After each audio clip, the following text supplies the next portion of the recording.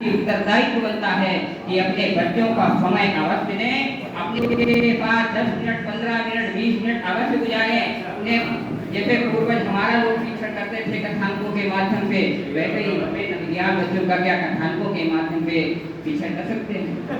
आज मैं स्वतंत्रता दिवस के अवसर पर मदन लाल ढींगरा और सावरकर की वार्तालाप बताऊंगा कि मदन लाल ढींगरा ने सावरकर से वादा किया, मैं इस देश को आजाद कराने के लिए लंदन जाऊंगा और लंदन में एक ऐसा महाविस्फोट करूंगा कि पूरी दुनिया याद रखे कि भारत अभी कायम नहीं हुआ है। उन्होंने कहा तुमने ऐसा क्या उपक्रम सोचा है? उन्होंने कहा मैंने बम बनाना सीख लिया, गोला बनाना सीख लिया है और मैं विद्यार्थी बनकर के जाऊंगा और ब्रिटेन के असेंबली के ऊपर एक विस्फोट करूंगा।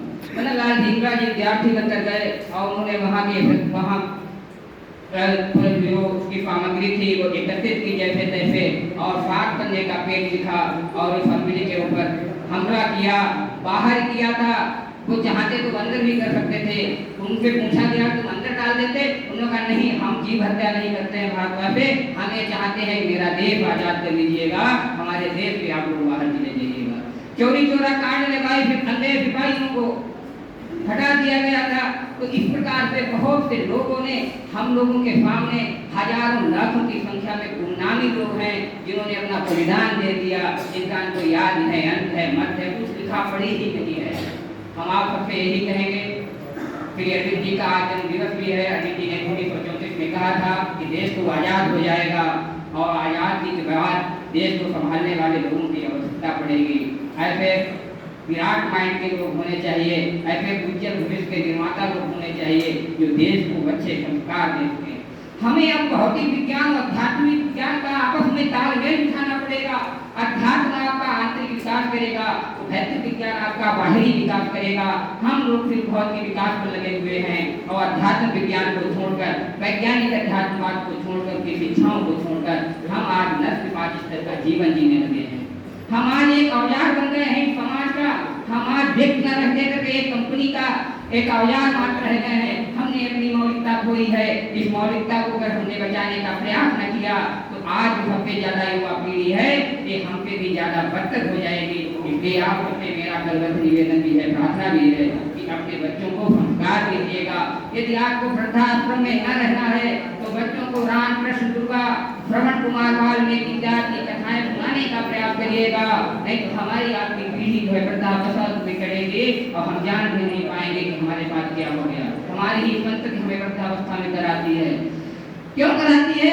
हमने उसको इतने फिट ला कर दिए और स्वयं में अपसेट हो गए और अपसेट होने के चक्कर में हमारी संतति भी अपसेट हो गई और उसने जाकर के वृद्धाश्रम भर्ती करा दिया कि 2 रोटी खाने वाले माता पिता हजारों की संख्या में, हजारों करोड़ के प्रॉपर्टीदार लोग भी वृद्धावस्था में बैठे। 400 पुस्तकें लिखने वाले साहित्यकार वृद्धावस्था में हैं। बड़े बड़े नेताओं, अधिकारियों, व्यापारियों, उद्योगपतियों, अभिनेताओं, कलाकारों, शिक्षकों के अभिभावक माता पिता अपने जीवन में 5 साल संस्कृतियों को तैयार किया है। वो लोग आज वृद्धावस्था जो है वृद्धाश्रम में जीवन यापन कर रहे हैं। हमें चरित्र निर्माण की ओर अपनाना पड़ेगा। अगर हम अध्यात्म विज्ञान और भौतिक विज्ञान को साथ में लेकर न चल पाएंगे तो यह जान लीजिएगा कि हमारी स्थिति जो है बहुत अच्छी रहने वाली नहीं है। फिर भी सरकार का संकल्प है 2045 तक भारत को विकसित राष्ट्र बनाएंगे। तो विकसित राष्ट्र बनाने के साथ साथ में भारत सरकार को यह भी चाहिए कि वह हमारे अंतःकरण का आर्थिक विकास पर भी ध्यान केंद्रित करे। सरकार को यह भी चाहिए कि जो ग्राम पंचायतें कार्य निपटा सकती हैं वो ग्राम पंचायतें ही निपटाएं, उसको तहसील या ब्लॉक तक ना आने दिया जाए।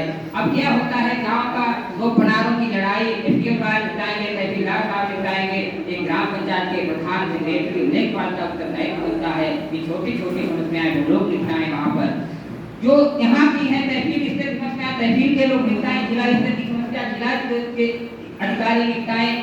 जहाँ पर जिसका जो दायित्व है उस कर्तव्य का पालन होना चाहिए। हम अधिकारों की बात करते हैं, हम कर्तव्य भूल रहे हैं। हमारा कोई कर्तव्य ही नहीं है, हमारा अपनी संसद के प्रति कर्तव्य नहीं है, हमारा सरकार के प्रति कर्तव्य नहीं है, हमारा सड़क के प्रति कर्तव्य नहीं है। कहीं भी बाथरूम कर देंगे, कहीं पर थूक देंगे, कहीं कुछ करने लगे।